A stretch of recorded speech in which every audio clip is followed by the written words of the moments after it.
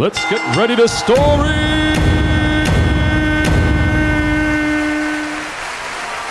And even though we know who it is, we are going to do this.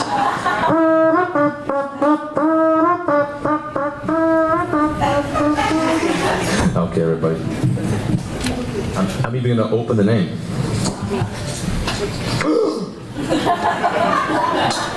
Three words. Movie. Dojo. Endless. JW Colwell, everybody.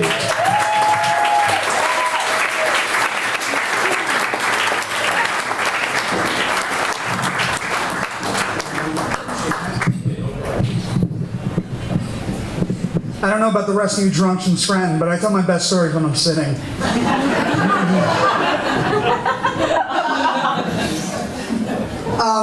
One of the things about stories that I think are great, and we're going to start really quick, they're cathartic, and it's been a really long year for me. I've had a year where I've, at one point in a 45-day span, been to 3 funerals for 3 moms. One of them was my own. So the story goes something like this. I told Dorenzo and Prospector that my story begins on a couch, as stories for fat people usually begin. On a couch, eating Kentucky Fried Chicken, watching The Office on DVR. That's how things started in Scranton, anyway. And on Thursday, April 19th, I received a phone call at about 10:30 at night. My lovely wife, Kelly, had gone out and procured some KFC for a chubby guy. I was imminently happy, but the phone ringing at 10:30 is usually not the best of signs. So I pick up the phone, it's my aunt. My aunt's calling from Philadelphia. Now, my mom had been in the hospital in Philadelphia, but she was just going in for a checkup or some sort of, they were trying to do tests or something, and she'd been staying with my aunt, and my aunt basically said, well, I talked to the doctors today, and they need you to come down. I'm like, they need me to come down like tomorrow, or no, you kind of need to be here tonight. Okay. So that inevitable panic of just being 2.5 hours away from a loved one. I did get down. I threw down my chicken breast, and I looked at my wife. I said, "We gotta get ready to go." And I called my uncle Pat, who lives in Clark Summit, and he isn't the most on-time personality, as most people in my family are not, and I'm not, so it's just how it goes. But I am a Scrantonian, and that's how things roll. I called my son, Uncle Pat, and my mom, I told him my mom isn't feeling well. I just got a call from my aunt, and I need to be in Philly, and he's like, I'll drive you. He's a very generous uncle, and he was at my house in a little under a half hour, which I think is a Colwell family record.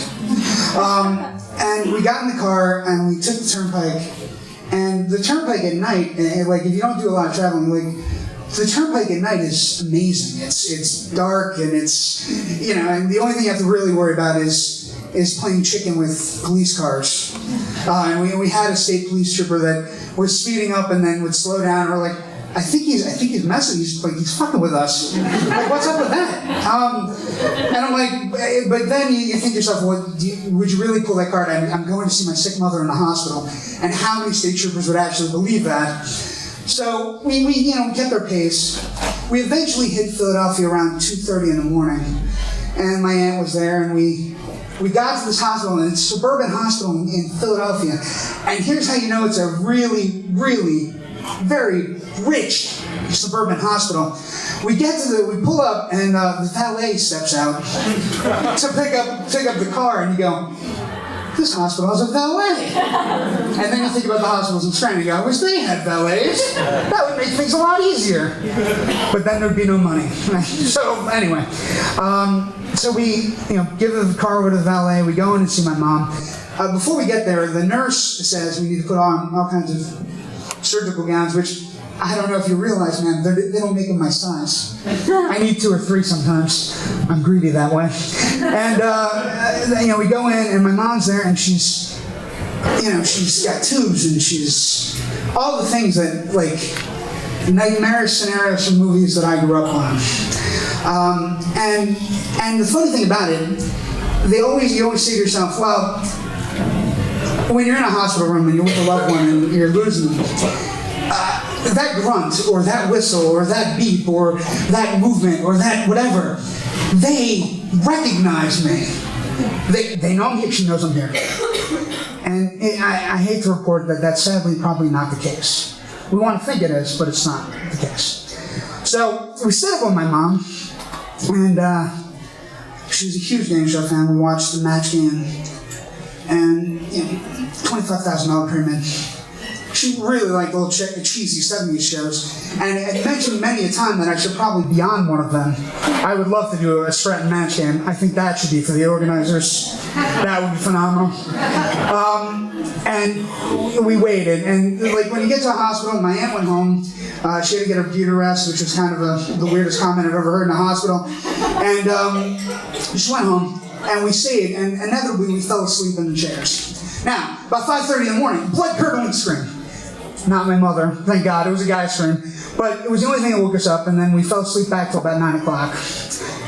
At 9 o'clock, the doctors show up, and the doctors say to me, we have 3 options for you. And I said, 3 options? Okay, well, this looks better, because she doesn't look that great. So 3 options sounds awesome. And the doctor goes, well, actually, we're going to whittle it down to 2 options, because we were thinking about the first option, and your mom has a very serious condition with her stomach, and it's kind of shutting down all her systems one by one. We had thought about surgery to try to fix it, but we didn't take her off the Coumadin in time, so we think she'll get onto the table to be surgically altered, and we don't think we can get her off the table. So I'm like, well, Doc, now we're down to 2 options. Okay, well, 2 options sounds great. What are the 2 options, Doc? And the doctor goes, well, the one option, he goes, I think we could leave her on the medication she's on, or we can take her off the medication she's on. And those are your 2 options. And I said, well, leave her on the medication. He goes, well, yeah, she'll probably be here for a good 2 or 3 weeks. You go, what? 2 or 3? Okay, so I go, Doc, that's really not an option either. So now we're down to 1 option, and that option is frankly the option that none of us in this room ever want to deal with. Like, bearing a parent or bearing a child has got to be easily the worst things going for any of us. So I said, okay, Doc, so basically, you walk into a room, and this is where I kind of got smug and kind of nasty, but I was under duress, so forgive me, but I said, so Doc, basically, you come into a room and you say you have 3 options, but in reality, you don't have any options, because both of them involve death, and the third one actually involves death too, and involves you not doing anything. And he kind of looked at me and went, yup, and I'm like, and you have the bedside manner of a clown. So, okay, good. This is going swimmingly for me. Okay. And I went out to the waiting room, and I, thought about it, and I went in, and I said, my mom wouldn't want to be around, and I said, well, let's do this. Call my aunt comes in, we take her off the meds. Half hour, we take her off the meds, she drifts away. Now, the really funny part of the whole story, well, actually, there's no funny parts, but because it's a sad story, and there have been so many funny stories, especially, wacky vaginas in Israel, and minivans. But stories also bring us catharsis. And the funny part of the story is I got to learn all about evil family members. And I know you're all from Scranton and around the area. Everybody has 1 or 2 evil family members that are always plotting. And I also got to learn that I have family members that love me and friends that love me unconditionally. And so that was the year 2012. It was the year I officially became an orphan because I lost my dad 12 years ago. And I officially became an orphan, but realized that I had people, family, and friends that love me and take me for who I am. So game changer, yes. But at the end of the day, I'm still me. And thank you so much for your time. Have a great night. Sorry for the sad.